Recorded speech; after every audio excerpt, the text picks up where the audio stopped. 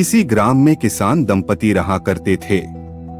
किसान तो बुढ़ा था पर उसकी पत्नी युवती थी। अपने पति से खुश न रहने के कारण किसान की पत्नी उससे लड़ाई करती और सदा दूसरे पुरुष की ताक में रहती थी। इस कारण वो घर में नहीं ठहरती थी।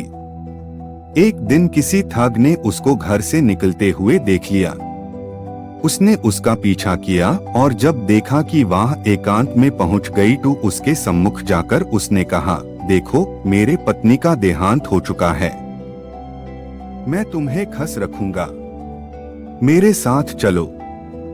वह बोली, यदि ऐसी है बात है तो मेरे पति के पास बहुत सा धन है, वृद्धावस्था के कारण वह हिलडुल नहीं सकता, मैं उसको लेकर आती हूँ जिससे कि हमारा भविष्य सुखमय बीते।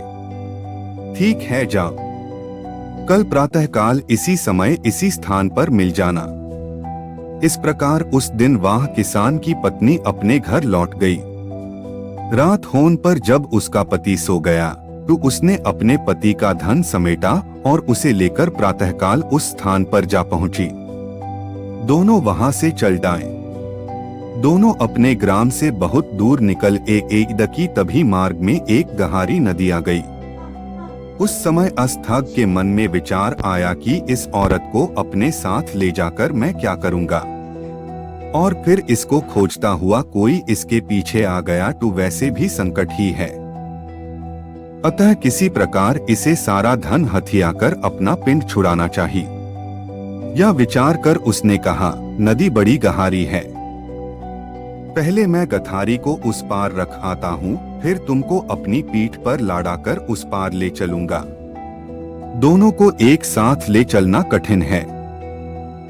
ठीक है, ऐसा ही करो। किसान की स्त्री ने अपनी गथारी उसे पकड़ाई तो थैक बोला, अपने पहने हुए गहने कपड़े भी दे दो जिससे नदी में चलाने में किसी प्रकार की कठिनाई नहीं होगी और कपड़े भीगेंगे भी नहीं।